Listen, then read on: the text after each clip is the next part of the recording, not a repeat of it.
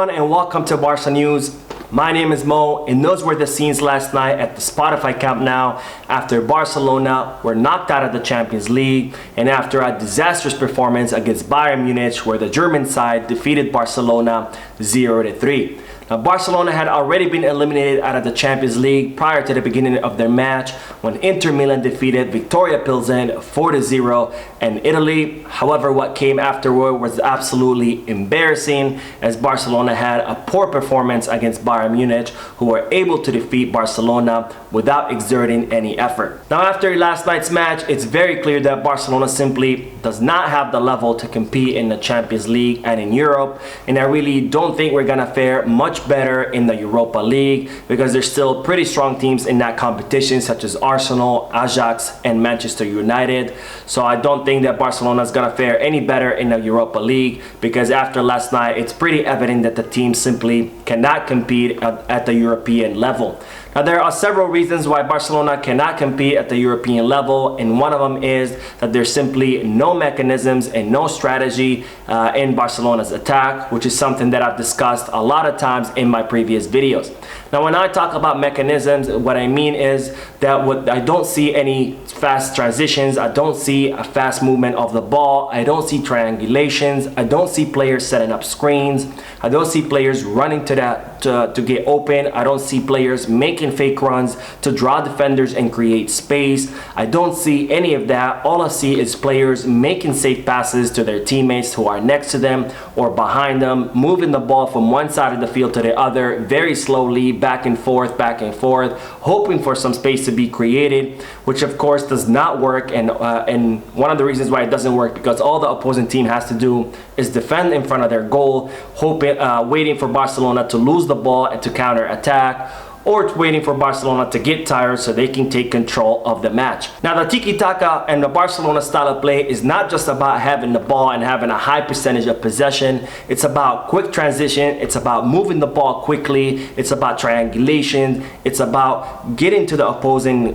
team's goal with first touch passes, which is something not only lacking right now in the team, but sometimes it's not even there at all. Now, another reason why Barcelona don't have the level to compete in Europe is that the club seem to keep missing the target in regards to their signings. Now, to start off, Héctor Bellerin was absolutely abysmal in yesterday's match. He lost the ball a lot, he lost duels, he made gruesome mistakes, and he was completely overcame and overshadowed by Alphonso Davies and the rest of Bayern Munich's attackers, which begged the question, why did we sign Héctor Bellerin, who showed us last night that he simply does not have the level to be a Barcelona player. Now, I understand that Héctor Bellerin was not Barcelona's #1 option to reinforce that position, that they originally wanted Juan Foyth, who got injured during the summer transfer market, but I still don't understand why Barcelona would go ahead and sign a player who simply does not have the level to be a Barcelona player. Now, another signing that I'm very disappointed with is Franck Kessie, who I liked a lot during the preseason because he showed us that he was a very physical and strong player who can make intelligent runs to the box. But last night he was completely gone. He disappeared in the match. He was overcame by Bayern Munich's midfield, and that also goes to the rest of the midfield such as Frankie de Jong and Sergio Busquets, which I will discuss a little bit later in the video. Now, another signing that I'm hugely disappointed in is Rafinha. Now, I was very excited when Barcelona first signed Rafinha, and I wanted to give him the benefit of the doubt as long as possible. But after so many poor performances, I am hugely disappointed with this signing, especially given the fact that Barcelona spent 60 million euros on Rafinha. Now, Rafinha has shown us that he simply does not have the level to be a Barcelona starter. He's also not a player who can make a difference on the field. And not only that, but Xavi's now not even starting him in big matches because he can't play on the left side. And when it comes to the right side, it seems that Xavi's favorite player is Ousmane Dembélé, which begs the question, why did Barcelona spend 60 million euros on a player that not only does not have the level to start in Barcelona, but who's not even going to start any matches, and he's going to be spending most of his time on the bench? Now, another disappointing signing is that of Ferran Torres. I really like a lot of aspects of Ferran. I think he's a very intelligent player who can read space very well and who can position himself very well as well. But at the end of the day, he's a player who misses a lot, and he's a player who cannot make a difference on the field.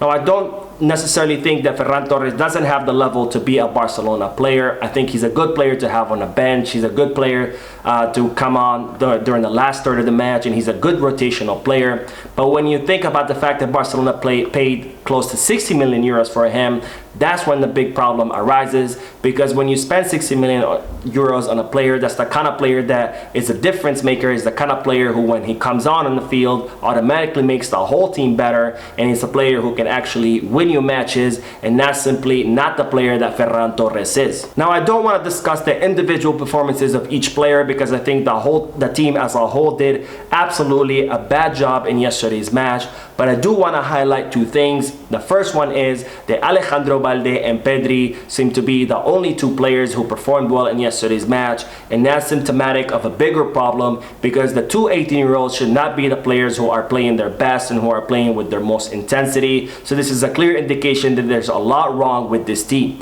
Now, the second thing I want to highlight is Frankie de Jong's horrific performance in yesterday's match, where he completely disappeared and when he was completely overcome by Bayern Munich's attack. Now, I'm getting kind of tired of hearing once and once again people telling me about how Frankie de Jong should be Sergio Busquets' replacement, and I'm getting tired of saying that Frankie de Jong cannot replace Sergio Busquets for two reasons. The number one reason is that Frankie de Jong simply is not a pivot. Frankie de Jong is a player who likes to push forward with the ball at his feet. He likes to dribble past players, and as a result, he's a player who loses the ball a lot. And when you're a pivot, you cannot lose the ball a lot, because when you do, you leave your defense exposed. The second reason why Frankie de Jong cannot be Sergio Busquets' replacement, because he simply does not have the level to do so. Frankie de Jong has not lived up to the hype, and he has not lived up to the expectations since he arrived from Ajax 4 seasons ago. In all big matches, time and time again during the last 4 seasons, Frankie de Jong simply disappears. And what irks me the most is that Frankie de Jong is earning 19 million euros when he simply does not have the level to compete on the big stage and in the Champions League matches. So no, Frankie de Jong cannot be Sergio Busquets' replacement. Now, the club have reportedly compiled a report to analyze what happened in the Champions League and why Barcelona were sent to the Europa League for the second season in a row, and this report has touched on many points. Now, the first point that this report has touched on is the bad refereeing that Barcelona has faced in several of the Champions League matches. Of course, there remains the penalty call that was not issued to Barcelona in Munich against Bayern Munich, where Alphonso Davies brought down Dembélé in a penalty box. There was also the terrible refereeing in Milan, where Barcelona were not awarded a clear penalty with Dumfries' handball inside the penalty box. And there was, of course, the Pedri's goal that was disallowed illegally by the VAR. And that bad refereeing not only robbed us of a clear victory against Inter Milan, but it also robbed us of 3 crucial points that could have meant the difference between the Champions League and the Europa League. And even in yesterday's match, there was a bad call where Robert Lewandowski was brought down inside the penalty box. And after the referee examined that play in the VAR, he decided that it wasn't a penalty call, even though it was. But at least the referee did examine the VAR, which the previous referees didn't. So I guess that's an improvement. Now, another point that the report touched on was the team's lack of character and lack of effectiveness. In the last 4 matches, Barcelona had 18 shots and only 4 of them were on target. And in fact, in yesterday's match, Barcelona had 0 shots on target, which is absolutely unacceptable when you look at the kind of players that Barcelona have and the kind of money that they spend on signings. Now, another point that the report touched on is that our defense is still pretty weak and not as strong as it should be. But of course, this was affected by the fact that we lost our 2 best center backs, which are Ronald Araujo and Jules Koundé, due to injury. Now, Hector Bellerin was singled out in this report because after his terrible performance in yesterday's match, where he showed us that he simply does not have the level to be a Barcelona player, the club now are not considering extending his contract, which expires in the summer of 2023. So Hector Bellerin will most likely join Real Betis at the end of the season, which was his initial goal over the summer. However, Real Betis were not able to sign him because they didn't have enough space on their wage bill. Now, the report also discussed certain players, and one of those players was Alejandro Balde, where the club are very impressed with his performance yesterday, where not only did he show us that he has the level to be a Barcelona starter, but he also showed us that he has the level to compete on the big stage in the Champions League and against big opponents such as Bayern Munich. Now, as I reported in a previous video, the club have confirmed that Alejandro Balde is first in line to extend his contract, which expires in 2024, and the club want to extend his contract until 2027, and this extension should be made official during the winter transfer market. Now, another player that the report did single out is Dembélé for being too erratic. Now, Dembélé can go from doing an amazing performance during the match like he did against Athletic Club to having a horrible performance like he did in yesterday's match where he completely disappeared, and when he had 28 losses of ball, and he actually had 38 losses of ball against Inter Milan, where he also disappeared. Now, the report goes on to talk about how Dembélé seems to disappear against big matches. So the report concludes that Dembélé cannot be the leader of any projects because he is a very erratic player where you don't know whether he's going to have a great match or where he's going to have a terrible match and disappear against bigger opponents. Now, the club are reportedly planning a meeting with the three Barcelona captains, Gerard Piqué, Sergio Busquets, and Jordi Alba, to try to negotiate a contract rescission with them in the winter transfer market, because these three players have shown us that they no longer have the level to be Barcelona players, and they're also three players who are earning very high wages and very high salaries for being bench warmers. Now, this is very ironic because Sergio Roberto, the fourth Barcelona captain, is the player who received the most criticism and the most hate from the press and from the Barcelona fans. Yet he is the only captain who's still having good performances with the team, and he is the only captain who, with his contract renewal, has reduced his salary drastically, where he's barely earning any money at the club. Now, in the post-match press conference, Xabi gave his analysis of the match and the team's performance in the Champions League, and Xabi said, "Today we have not reached their level. They have been better. In Munich it was us, but today they have been better, more intense. The elimination affected us psychologically. Tomorrow we train and think about La Liga. There were high expectations. We had a difficult group. Everything possible happened to us. It has been very cruel. We didn't compete well today. We know that everything has happened to us, all possible situations. I understand that from the outside there is talk of failure, but inside we do different analysis. The first thing is our mistakes, that we have not been at the level due to effectiveness or errors. The way we went out of the competition, waiting for a game to finish, is also cruel. If we analyze the other games, I think we deserved more." Now, I don't completely agree with Xabi's statements. I do agree that Bayern Munich were simply much better than us in yesterday's match, and I do agree with Xabi's assessment that the team lacked a lot of effectiveness. However, I don't agree with Xabi that we deserved more in the Champions League, because despite all the bad luck that we had with injuries, with bad refereeing, and with drawing the group of death, we still don't deserve to be in the Champions League because we simply don't have the level to compete in Europe. Now, Pedri also gave some statements in the post-match analysis, and he said, "Of course, this is a failure. Barca must make it past the group, and we didn't do it because we don't deserve to continue in the Champions League. We are a very young team with a lot of margin for improvement. We have made great signings, but we cannot compete in the Champions League, and it has been a big disappointment. We are missing a lot of things. We must be self-critical. We're certain that we deserved more in the match in Munich. In Milan, there were a couple of circumstances. But after seeing what happened tonight, it is clear that we are not ready to compete in the Champions League. We need to be more calm with the ball in attack. It's one of the biggest areas of improvement for us. And beyond the mentality, you can see Bayern are very strong physically, and winning duels is very important in this competition. We have to improve many things." Xabi told us to show pride. He told us that the supporters were with us and we had to show our strength at home, but it was very hard to play after knowing Inter had won. Now we have to give everything in the Europa League. Now, I agree more with Pedri than Xabi's assessment that we simply don't deserve to be in the Champions League because we don't have the level to compete in that competition. And I also agree with an important point that Pedri touched on, which is that this is a very young team with a lot of room for improvement. Now, this is something that I've talked about in my previous videos. I've said this before, that this is a team that's under construction. This is a project with the future in mind. So we need to be very patient with this team, and we can't expect it to start winning trophies and to start showing positive results, because after all, we have 7 new players who have arrived at the team who still need to adapt to the Barcelona style, and more importantly, the whole team needs to get used to these players, and these players need to get used to each other and develop chemistry, and that unfortunately takes time.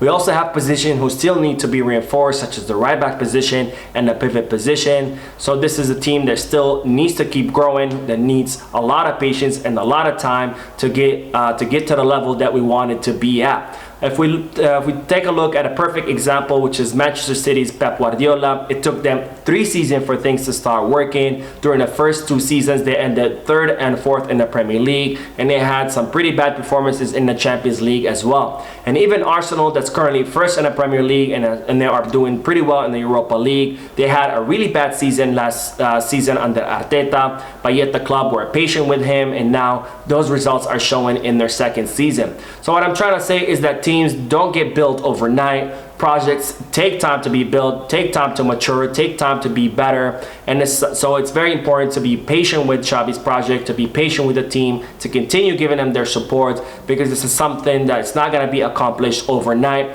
which unfortunately a lot of the fans simply don't understand. They want immediate results, and when they don't get those results, they start calling for the firing of the coach, which is absolutely ridiculous, because we can't keep changing coaches every few months. All it's going to do is more harm than any good to the team.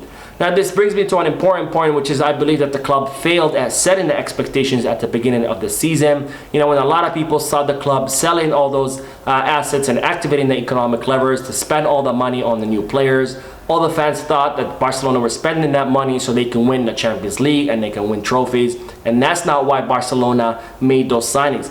Now, when Barcelona sold the club's assets was so they can start building a project this season, because had they not activated the economic levers, had they not sold the club's assets, it would have taken 5, maybe 6 years to start building a new project, because the club would have had to wait on the income that they were generating from matches and from advertisement and things like that in order to start making signings. And given the financial hole that the club was in, it would have taken them 4, 5, maybe even 6 years to make the signings necessary to start building a project.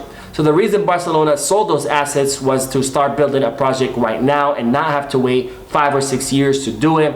And that's something that the club should have made it very clear to the fan base, and they should have set the expectation from the beginning, saying, hey, yes, we've spent this money, we've signed these players, but this is in order to start building a project that's gonna take some time, a project that's not gonna start seeing results until later. But instead, the club didn't do that job well. They didn't manage expectation, and as a result, the fan base thought that Barcelona, with all these signings, all of a sudden are gonna win the treble, are gonna win the sextuple, which is absolutely unrealistic.